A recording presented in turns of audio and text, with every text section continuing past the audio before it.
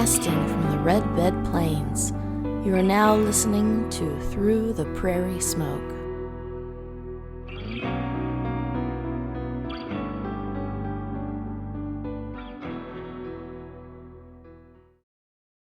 Well, welcome back. Howdy. Glad to be here, y'all. Yeah. How you doing, Sweet Tea? I'm doing real good. How about you? Oh, I'm good. What you packing in that pipe over there? I went to my local tobacco shop across the street from my old place of employment, and they do some custom blends. And this blend is Toad Morton. Can't tell you anything else about it. I don't know. Like the name. Smells good. Who's Toad Morton? Have no idea. We could make up a story, I suppose. Wasn't he an X-Man? Ooh. You think that was Toad's last name? Potentially, yeah. Was the guy an X-Men fan? Ooh, maybe. Nice. Maybe. All right. So we've got... Are you relit over there? Yeah. We've got smoke to pass through here on the prairie. Mm-hmm. So let's kick off the second episode of Through the Prairie Smoke. And beyond. No, that's not it. It's just the title. So we're not going to do a big recap of what we talked about last time, because you should just listen to that. However it exists. Take it or leave it. Yep. In the MP3 file we email you, when you sign up for our mailing list, please mail all correspondence to P.O. Box. No, we're not doing that yet. 1840s America. That's where the Fox sisters are. There's a whole lot of new ideas in religion, a lot of Christian fundamentalism, but a lot of people have new ideas. Westward expansion. It's an exciting time. And religion is kind of that mixing of the genders for the first time as well. Men and women are worshiping, practicing their religion in spaces together, not separate. So, women can't vote at the time, but this is a way into society. Religion's pushing to ban liquor. But anyway, that's what's going on socially during the time. And part of the reason why we wanted to start with the Fox sisters is kind of talk about our worldview and how we would be approaching these legends or myths or ghost stories or whatever we're talking about in this podcast. Just kind of set up these possibilities that we can consider. And we don't know, but this is what people say. And in some of the books that I read, they talk about liminal spaces, like the in-between spaces. And they can be extreme, like we were talking before recording. It can be, the ocean and the beach, and that space in between where, it's really different. You're right there at the ocean, but also there's still land there. It's the in-between place. Would that kind of be like the gate? Yeah. Between the cow and the other pasture? Yeah. Could be. Just that little space? Yep. I'm starting to understand. A doorway, any window. On one side, the thing is one thing, and on the other side, the thing is another.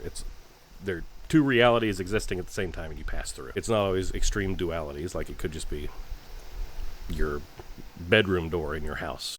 Oh, in these spaces, that's where more activity can happen. More of the paranormal, spirits, ghosts, visitations, things like that occur more often in those types of places. And then there's this interesting thing in a lot of books I read. It's like, well, can people be liminal themselves? And that's something interesting about the Fox sisters. They themselves were already kind of two worlds, because I think they were born in Canada, came to New York, so, Canadian and American. They lived on a farm, and then they lived in a city, and then back on a farm again. But a lot of the in-between places, and a lot of people do this, like that's not unusual. It's just all of these places that are examples of the thing being one thing and also this other thing. And then they most likely experienced a little bit of unusual family life. their parents got together at one point and then were separated for a long period of time and then reunited and essentially had a second family. So it's just kind of that weird, like, liminal people, in between people. And that's interesting to think about, and wanted to bring that point up before we jump right back into some historical timeline stuff. Yeah. So, we're off to Rochester, huh? I think so. Do we have a date for that? We're still probably in the middle of spring, or going into summer with going to Rochester. So. Okay. So what about this townhouse in Rochester that Kate, Lizzie, and Leah are at? They go back to the apartment townhouse where she was. Where Leah was? Where she had been living, yeah. They come to the house and they start experiencing the stuff they were experiencing in Hydesville. I don't think they expected it to follow. Yeah, it came with them. Things are happening. I do remember, like, the first night they're there, all kinds of activities happening, knockings, footsteps on the ground, and clapping. I think there's clapping, a lot of clapping. So there's several spirits, I believe, at once in the room. This is kind of new. In her book, it's just kind of, sometimes it just feels like there's holes. So you kind of just have to fill in those holes with what you think, but... And you're talking about Leah's book, which is... Yeah. What's the title of that book? The Missing Link in Modern Spiritualism. In Hydesville, this is new. This is new. Leah goes down there. She's experiencing all this stuff. The same with everybody else. They don't know what's going on. This is new. So then you jump over to Rochester, where she was from, kind of just getting the girl, at least one of the girls and her daughter, out of harm's way. Because this is, like we had mentioned in the previous episode. It was not enjoyable. Right. And there's just mobs and stuff's getting kind of hairy. So never would you think that they would think that the spirits would be in Rochester. You know what I mean? Right. And so but they get to Rochester and they're talking, she's just going straight into it, hey, stuff's happening. She starts talking to him again and playing with them. The girls are kind of fed up at that point and they're just like, why are you allowing this to continue? And Leah's having a good time with it. I think this is awakening for her. Yeah. So you're in their shoes from Hydesville. You go to Rochester, not expecting this stuff. And now you're just going into it, you're communicating. But she never really says that it was eye-opening. Sure. Oh my gosh, there's spirits here too, I mean, she does say it, but it's just kind of I don't know. It's hard to explain that. And you mentioning that, it makes me think, because they're looking into this peddler thing. Was this peddler murdered and buried in this house? And so it's the house is haunted. So get out of there. You don't expect that to happen anywhere else.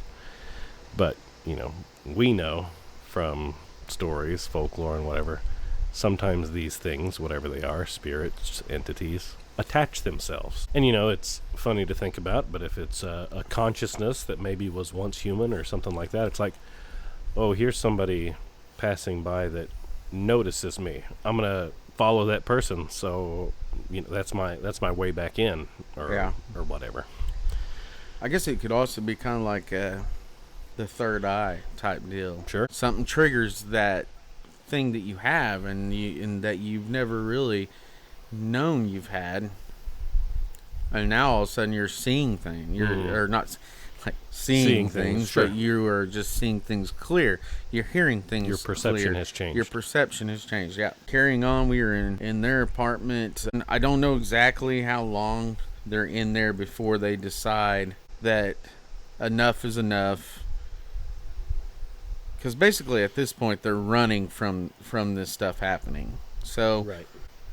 I think what the breaking point to move into something else is when Katie gets an object to the head. Something is thrown across the room and then briefly knocks her out, and then and it's kind of a scary moment. So it's poltergeist activity. Things are moving around. Yeah. In addition to all that clapping and knocking and footsteps. But I think that's also when they decide to skedaddle. But I think also, and it's just I'll have to apologize, but there's so much information that I've went through and read, and it's very hard to keep every small detail in line. So if you know more than us about this, I hope you don't get annoyed. But at some point, Calvin Brown, military friend, Calvin Brown. Yep, Calvin Brown comes in. And is it a friend of Leah?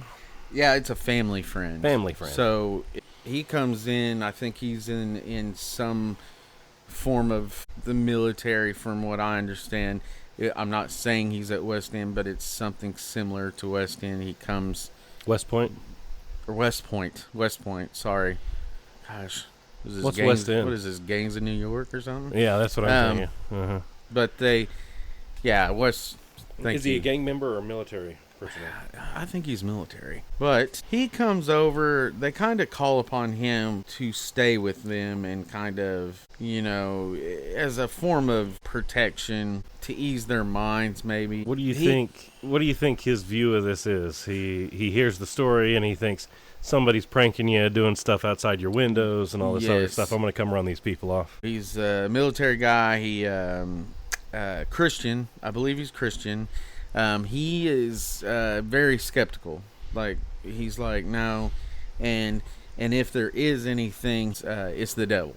He's convinced it's the devil's work. This is not anything else but that. And so he comes in. He brings in his negative energy into the mix. And it sounds like these spirits decide, we're going to make you a believer. And so the tormenting begins. He becomes the focus. Right. Kind of this trickster type energy. Yeah. They're picking on him. And he is experiencing these things, but he's still, stuck on the whole, this is the works of the devil, not what you think it is. And you guys need to stop communicating with this. You need to stop what you're doing, because this only leads down the wrong path. Yeah.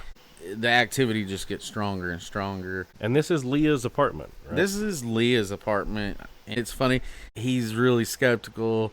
He gets to the point where he's mad one night and he's like, stop. He's yelling at him like, stop all this. This is nonsense. Quit. Not at the ladies, but at the spirits or the demons. Sure. But he's yelling at them, and they lift. He's on a bed because they're trying to sleep, and he's on his bed, and they start lifting the bed. The bed lifts up off the ground, and starts shaking, and it gets him all rattled up and stuff. So it's just stuff like that. That's, more poltergeist activity that's happening according to Leah. I think it is when Katie gets hit in the head. That's kind of the turning point, and that's when they decide we need to look for a different place. Brand new. Yeah, Leah was very specific. She said, I want something brand new.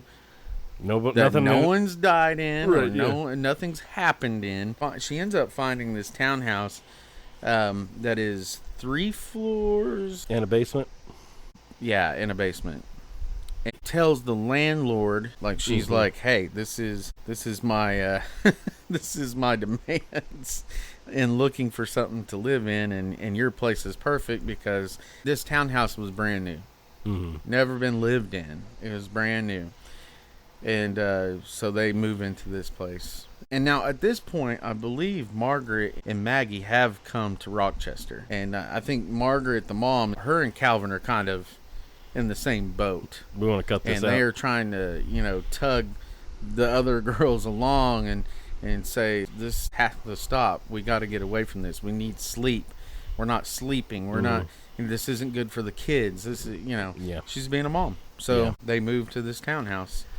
You talk about we're looking for a new place that no one has ever died in, as far as we know, So clearly Leah thinks that these are former humans.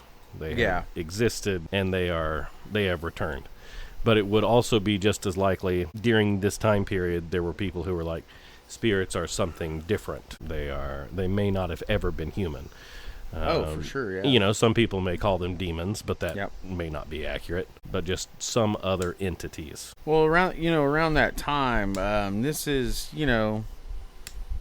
all just movements are happening left and right, and the perception really probably goes back really far before even moved to America. But Well, sure. but immortality is a big thing during this time period.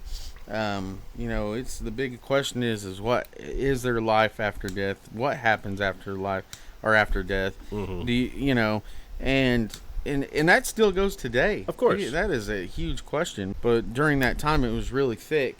But most belief was that there are no ghosts, and you're not communicating with anybody. Once you're passed away, you're passed away, and you are moved on to either heaven or hell, or if that's what you believe, or whatever your belief system was. Right. But it was kind of a common thing amongst most of them that there was nobody you're speaking to, and if you are getting anything, it's going to be evil. Mm. So, And that's still a belief by people today as still, well. Yeah, it's just your belief and what. Yeah. Nobody knows. Nobody can say yeah or nay because. Yeah, to satisfy me anyway. Yeah. They move into this new townhouse, and surprise, surprise, the whole gang's here. we're still talking. And I think at this point is when we really grasp the spirits have something to say, and it's something meaningful. I think at that point, imagine you're the spirit. Sure. Imagine if it's real. Let's say you're on the other side of the veil. You're just kind of floating out there, and you're speaking to other spirits. You're just living, living on the other side. And then all of a sudden something breaks through. Like, whoa, wait a minute. I've gotten somebody, or you are trying to communicate out, but nothing's happening. And then all of a sudden one day it's just like you make a noise or something, or your energy pushes through, and then you got somebody reacting. And then it's just, so it's exciting on this end. It's also exciting on this end. Sure. In my, how I believe it. Imagine that. Mm-hmm. And so this other side is desperately trying to reach out and communicate and spread what they know, the knowledge on this side, because nobody knows on Sure. this side what's happening on this side. Some people claim to know. But these people do. So I think that's why they're running into so much activity. I think it's just because they have that person or those people that we can see are reacting to what we have to say or we're putting out there. Yeah, we're going to follow those people. You're not just going to let them go, So this is when we start getting actual messages other than outside of the Charles story. Just asking random questions and stuff. Out of that. This is when they actually start getting meaningful messages from the other side, and the spirits actually start saying, like, we're not going to answer your silly stuff anymore. We want to talk about big things. Yeah, it's like we have something to say, and we want to reach out and describe the important stuff that's happening on our end. From this point on, most of the stuff she talks about is actual messages, and she actually goes in there and tells what the messages are, and so in the beginning it's hey, we want you to spread the word to more people. We want our voices to be heard, is kind of how I took it. Sure. So they want the truth, the enlighten other people. You can communicate to us, and there is something else. We do have something to say, and we can and we're seeing it almost like we're answering a question that has been through mankind. So sure, stuff's happening in this new place. They're kind of trying to run from it. They're trying to push back on what's happening, but now these messages are coming through. This is a big step in their story. Struggle, yeah. They're figuring it out. Yeah. There is conflict around it. Yeah. And at some point they decide to embrace it because the struggle against it just is not working. Yeah, I think they're finding out that pushing back is just ramping everything up. Mm-hmm. Like just stuff. The poltergeist activity. Yeah, it just keeps coming coming back at them, more and more. When they do finally sit down and start listening to these messages, they're eventually told that they want the message spread, and they want them to do it publicly. They want everybody to know. Mm-hmm. And so this is kind of how it all pushes towards the first public demonstration, and that would be at the Corinthian hall. But before that, they kind of start to do this mediumship, and they have prominent people come and see these spirit tapping sessions, what eventually become a seance. It starts out with close friends of Leah, and these, like the Post family is definitely a big part of it. And these are families made up of strong women. Like, these women are activists and members of the community, and that's a big deal for this time period because remember the mingling of the genders is happening in religious institutions and not quite yet in government and other society life. It's all about polite society with women. There's religious fervor, and then beliefs in abolition and suffrage. These close friends. There's also a lot of people coming. Like, there's religious people coming to these seances, skeptics as well, and also people who have lost loved ones and they want to try to talk to them. So E.W. Capron, at some point he thinks Kate is the stronger medium, is like, you come live with me. Yeah. It should be noted that E.W. Capron is a big skeptic of everything that deals with immortality. Yeah. But he is a very honest man, and when he does come and he witnesses this happening, he's baffled. And then he's fully devoted. He just flips. Like, he's like, made me a believer. Sure. This is it right here. Then, like you're saying about Katie, he wants to test her. Yeah. And so he takes her to his boarding house. Yeah. And they do these controlled seances. It's interesting because people who had multiple viewings, who came several times, started to recognize spirits by their rapping. So, the way they knocked or the way they sounded, the speed, were distinct. And then what happened during those viewings or seances? Hair combs were switched around, tables moved, more of the poltergeist stuff. And then supposedly, if there were stringed instruments around, stringed instruments could be heard. Yeah. And that becomes very common in seances. Yes. Later by on. both charlatans and question mark. Yeah. Yep. Especially in the beginning, they speak a lot of, like, furniture would be moved, and then they would go to move the furniture back into place, and they couldn't lift it at all. Huh. And several people would try to, say it's a table that's been moved. Several people will try to lift the table and cannot lift it at all. And then it even went down from furniture down to smaller objects. And it became a joke, she said, in the house that any times, every once in a while, the spirits would play around and like they would go to just like pick up a notebook or a book off of the table, and the lightest object, and you couldn't move it at all, and they would joke about it. I guess it became a daily joke. Tricksters. Yeah. So now we're getting the messages, and he took Katie with the consent of Margaret. Let's put that in there. Yeah, she wasn't mother kidnapped. It wasn't just willy-nilly. Yeah. Oh, Margaret's consented. There's a lot of trust back then. Yeah. A lot of trust in people. It's, you kind of had to. Yeah. You had to depend on people. Yeah.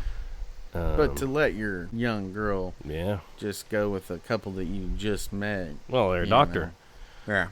Or whatever. Yeah. How'd they do that? They paid for some postage stamps and got some letters by mail, and maybe read them. Yeah, it's wild. Got the coupon off the back of the cereal box. Right.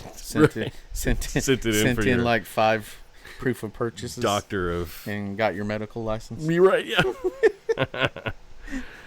Didn't they put those in Cracker Jack boxes for a while? I think so, yeah, with the X-ray glasses. But all of these shows and these activities that are happening, the spirits are getting restless. So, autumn 1849, they'd grown impatient, and they wanted the message spread. But it's still that same struggle, like we talked about with figuring out what it is and how we deal with it. Now it's hey, we're being told we need to take it public, and everybody's like, you're going to face so much ridicule. Nobody's going to believe you. You're going to embarrass yourselves. So at this point, Kate is with the Caprins. I have in my notes that Margaret actually returns back to Hydesville. And then you have Maggie, Calvin, and Leah living together. Okay. And so now spirits are calling for the return of Mr. Capron and George Willits. Now they're still pushing the public investigation. Yeah, but the spirits bid everybody farewell because they're not going to go public. Yep. And I've got direct quotes, bid you all farewell. And that happened in the presence of Isaac Post, George Willits, Maggie, Leah, and then others, along with the Post family who were activists. And apparently there's a book, and I don't know how you pronounce this woman's name, Etta Hardinge. She wrote a book called Modern American Spiritualism. But she had apparently conducted interviews with the people who experienced the spirit silence.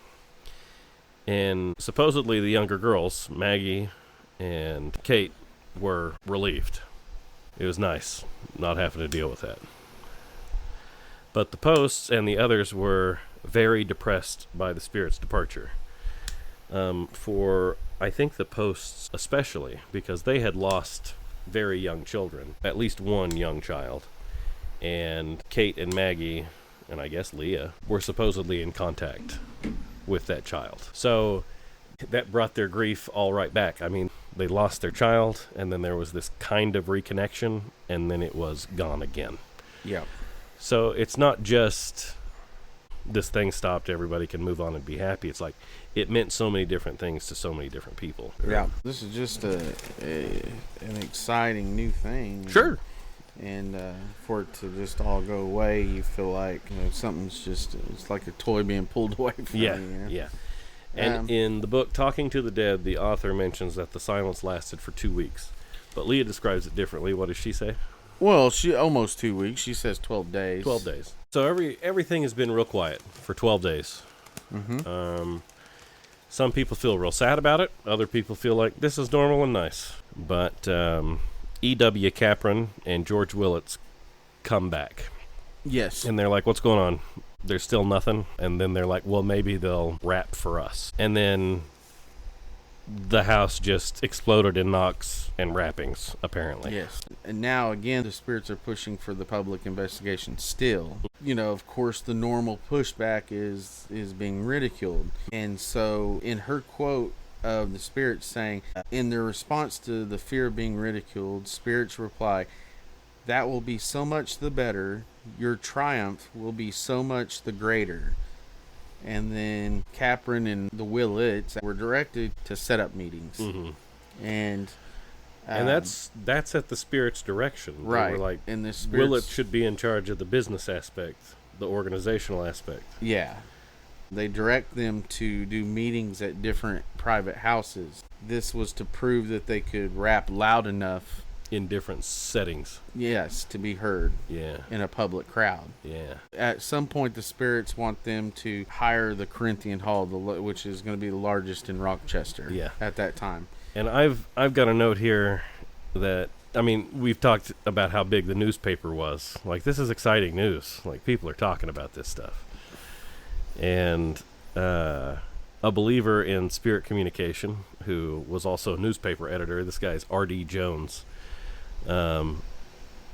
These tests that you're talking about in these other houses, he has this kind of cynical view that it's like, well, they were just, that's the publicity circuit. They're just drumming up interest. And maybe so.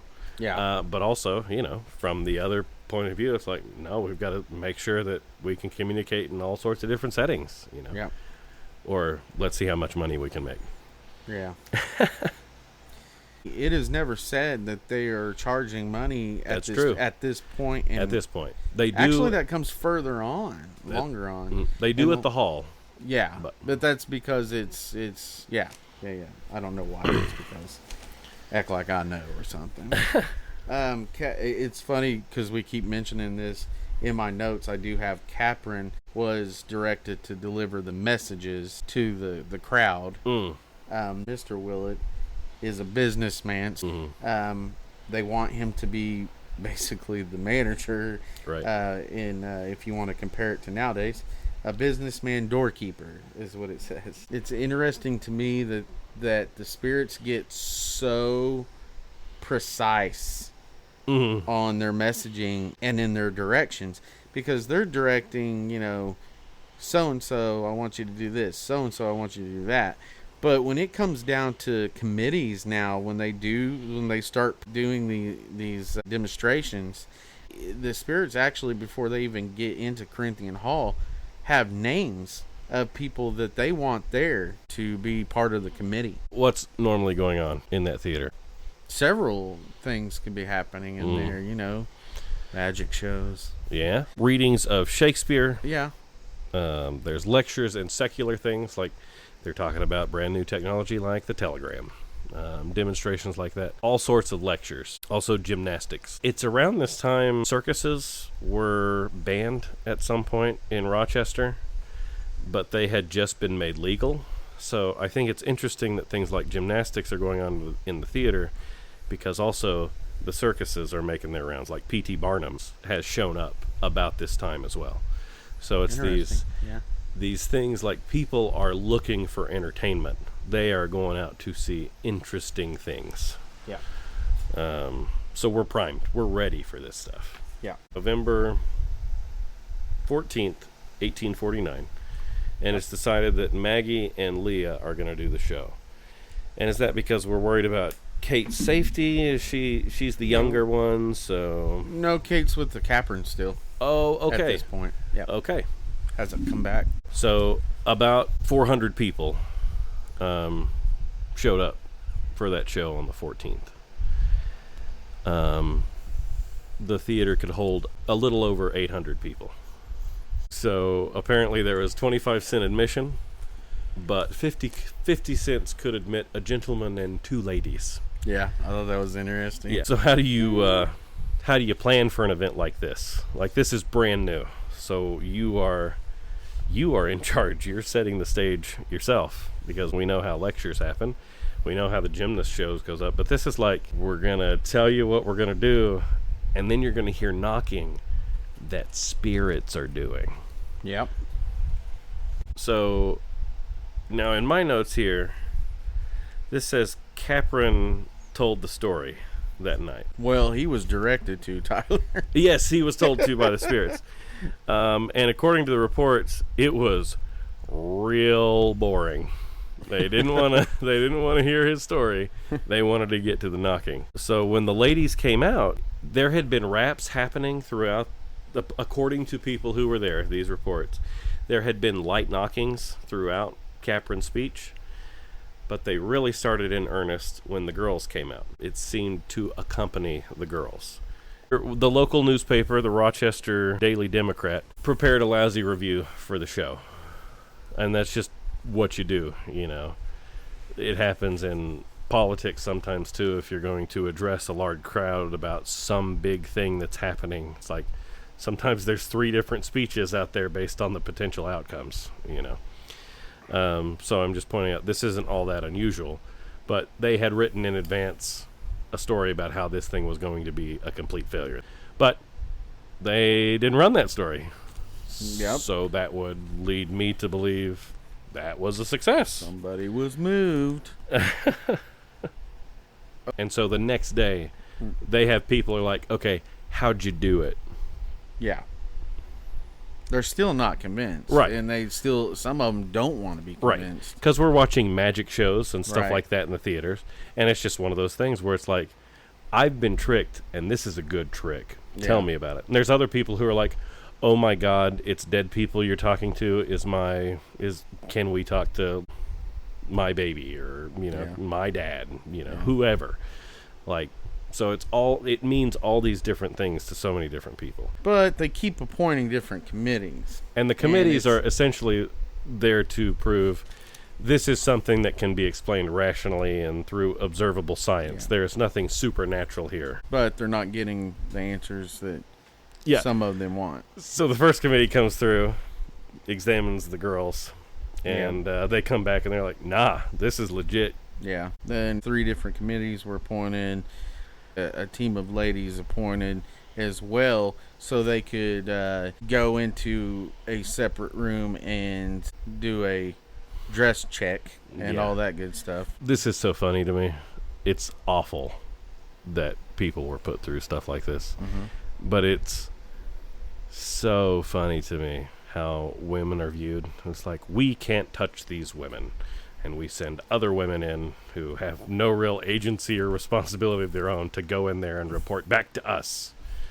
You know, and these women come back and they're like, they're not making any noise. They're not hiding anything in there. And the men are like, if we could only touch them, we would find what they're hiding. And it's so silly. But these women are like, all right, get nude. Let's see you pop your joints. Let's see them claptraps. Whatever you got hiding in there. Let's make the noise happen. During these tests that they do and experiments, at the end, it's basically they've ruled out anything from ventriloquist, pronouncing that right? Ventriloquism. Ventriloquist, that thing that you just said. Yeah. All the way to machinery. So they've ruled out, these girls don't have knocking machines in their boots. They're not speaking with their best Jeff Dunham impersonations. So they had rented out this theater. The first committee does this stuff. The committee comes back to the theater that evening, and they're like, we believe them. This is great. Talking spirits. And people in the audience are like, rabble, rabble, rabble. That can't be true. We're going to get these guys to come and talk to them. And all tomorrow they're going to spend the day with these guys. And these guys are going to prove that they're making this up. And so that committee hangs out with them, start in the morning, have lunch with them. The girls don't want to separate. Like, you have to stay with us the whole time. This is a very interesting thing. Let's talk about that. Let's talk about it. Yeah, this is one of the... It made me sad. Yeah. It made me real sad, Tyler. These girls are believers. I think it is safe to assume by their actions and what Leah has written, they are believers in what they are doing. They do not believe this comes from them. It is external. And so they are getting a lot of pushback from people they know. It's a small place, These are neighbors that are in their face calling them liars. So then second day, committee comes back and says they're talking to spirits. Yeah. And so this third committee is this is the nasty one. So on the third day, it's the spirits are not manifesting. Nothing's manifesting like the 2 prior days. Right. So the committee concludes that it is dinner time and suggests that the girls go home and eat, and that maybe the spirits will come about later on that evening. It's important to note that Leah pretty much read between their lines. Yeah. Of what they're suggesting. She suspects that they would believe that they would go home come up with, and prepare their routine or whatever. And so Leah says, no, we're not going to leave. We're going to stay right here and until the time of the investigation expires. It was noted that some of the audience cheered and was like, good for them, because they caught on too, like, hey, they're not going to be... That third committee is just going to... You're not going to... It doesn't matter. They have to find that this is not real. Yeah. For them to say, well, no, we're going to stay here and we're not going to do some trickery. So here's where it gets sad for me is that they bring in the dinner. Since they're staying there, they bring in the dinner, and the whole time that Maggie and Leah are eating, they're all in the same table. They're all still sitting there, and the audience is still there. And these 2 girls are eating. The whole time they're eating, they're being taunted. Yeah. And talked about. It gets so bad that, like, Maggie's in tears. They're just really distraught. So Now, as the taunting's going on, the table begins to rumble. One side began to lift, and then it drops. And then the other side would lift and drop. And it finally suspended above their heads. The table. The table. And that's what Leah has written about it. Yeah. The taunting, of course, stopped. Because everybody's in shock. Yeah. And then you have... They needed a demonstration. Yeah. So it kind of flip-flopped. It flip-flopped from them taunting the girls to... They're like, this just happened in front of their eyes, and now they're like, holy crap, we're wrong. Yeah. These poor girls, they're going through a lot of stuff that we just went through 2 seconds of. So, now they're supposed to deliver the reports. Yeah. So also, people are showing up to these things again. Like, this is spreading. Newspapers are publishing articles. People are coming in from around the area for these things. And it's getting kind of dangerous. Some informants and friends, they are, because, of course, after all that happens, they went home. And the next day or later that evening. I think it's the evening. And that they're supposed to read the reports, and they're actually being urged by friends and informants that they should not go back to the hall. Yeah. And Amy Post, being the old stubborn gal herself, was like, no, I'm going. Yeah. And also the spirits encouraged them to go. And basically said, you're going to be safe. They would be protected and not harmed. Maggie refused to go. She's had enough. She's been through, she's young. She's been through a lot, They also, at this point, the rumors are like this mob's going to show up and they could possibly get killed in this. Yeah. So she was refusing to go. Leah also feared that something would come of it. It says Leah feared that if they did not go, that it would spoil and run their success. Yeah. I think that's also another reason Amy posted is like, nah, man.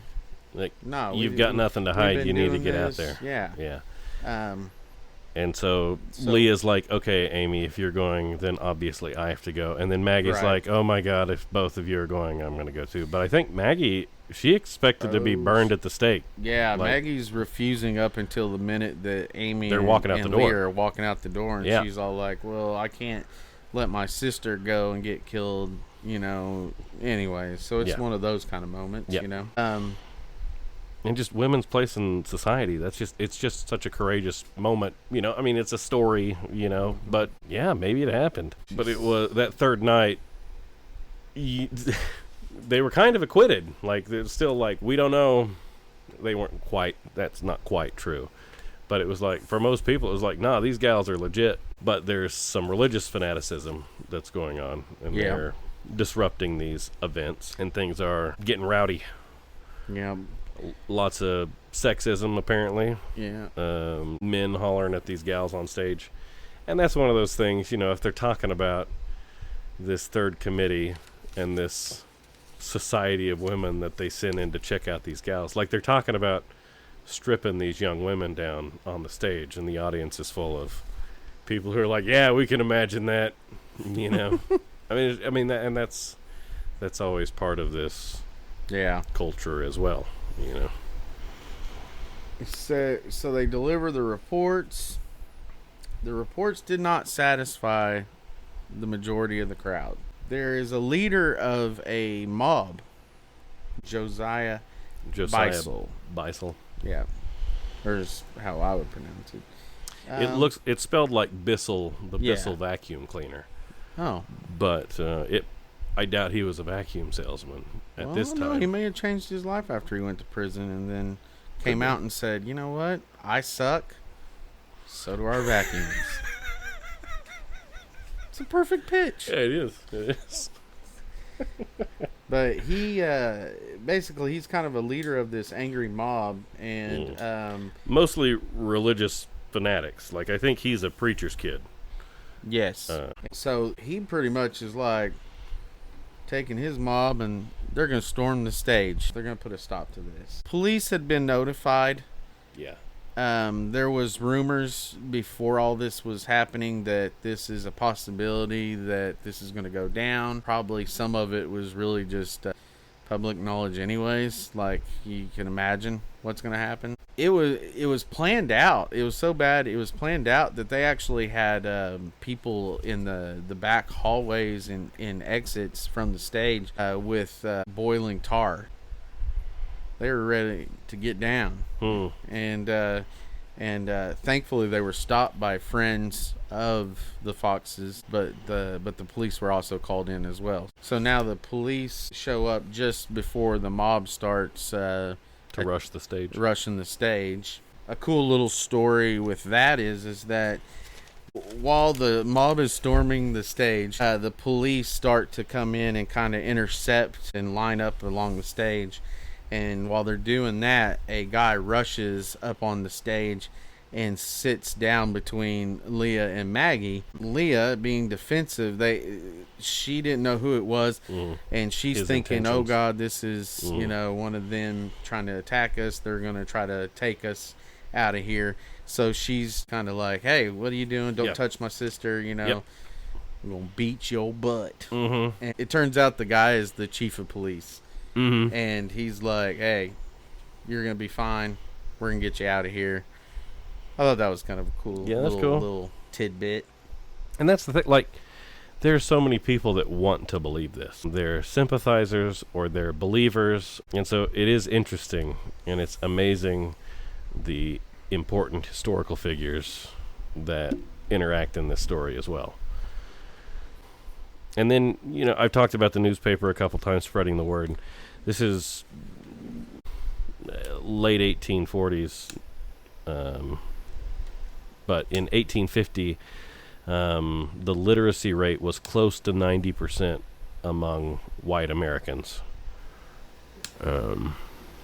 So, lots of information is being spread through newspapers, like almost all white people can read. So anyway, that's the big event. Yeah, and everybody was astonished by this thing. People got real worked up. Yeah, and we're just getting started. That's like the beginning. That's like, let's take this show on the road. Yep. This is the world tour now. Yeah. Well, not world tour. Right. Let's start small with the USA tour. Right. Yeah. We gotta go local. But yeah, that's all that's really interesting. And it only gets more interesting as it goes. That's a big win for spiritualism right there. All their fears of being ridiculed and losing their social status and basically dying is all basically what the spirits promised was achieved. And so now, with that triumph, now you have more people, but also you have more confidence in Leah and Maggie and their friends. And this is a real thing we have, and we've won one battle. Yeah. And now it's time to continue with what they want us to set out for. So I think it just this is a big confidence booster. Sure. For them anyways. Oh, we can do this. Yeah. How was your pipe? Pipe was good. I've moved on to something different, but pipe was good. I'll enjoy that stuff. My cigar wouldn't stay lit. I noticed. So did we ever talk about what you were smoking? Oh no, it's Punch. So every year Punch comes out with around Father's Day out with a kind of like a limited cigar that and then they just kind of have like a little Father's Day theme type going on with it. Is that why it looks like a tie?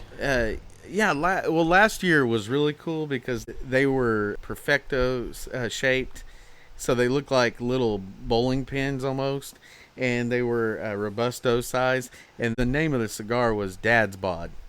And it was funny because it looked, like a little chubby guy. And they would put in what they did for the cigar ring is they put a tie on it instead of a cigar ring. So it was really funny. And then they would pack them in these cans. And then they had a 6-pack. You could buy a 6-pack that had 20. If there was 5 cigars in each one, so you had this little. No, it was a 4-pack. I'm sorry, a 4-pack, and it was like 20 cigars. And so instead of putting it in your traditional box, they put them in this 6-pack. And last year I bought one. You could buy individual cans, so I bought one, and they were good cigars, but like anything that's limited, you start loving it and then it's gone. Yeah, it's but gone. This year was really cool. I bought a box this time, and the box is shaped like a VHS. And it's designed to look like a VHS. It had all kinds of funny writings on it. It had the label and stuff. So it was really neat. And then it slid into a sleeve, just like your VHSs would. So it was good packaging, really good advertising. The cigar's pretty good, actually, too. But the cool thing is on the cigar rings, they did this... The audience at home cannot see this. But the little tag that you would put on your home videos, like you would make your own home videos, and you'd have that little white tag that had the lines, so you could write, grandma's bar mitzvah or something like that. And is that how that works? I don't think that's how we're bar not Jewish mitzvahs work, but yeah, I just had like little home videos you could write on. Well, the cigar ring is that tape that you would put on there. And it has, obviously it has Punch's name on it, and has a little Punch dude on it, and but it says Dad's Home Movies, and anyways, it's just, and that was the label. It's those little things. Yeah, that's the cigar ring for the cigar. It's really really cool. That's cool. A little drawing. It's really cool marketing. Yeah. And I was once upon a time I was in an art school. Yeah. Making my parents proud. Yeah. With their money. Yeah. And then I dropped out. Well, but that's a story for some other day. Yeah.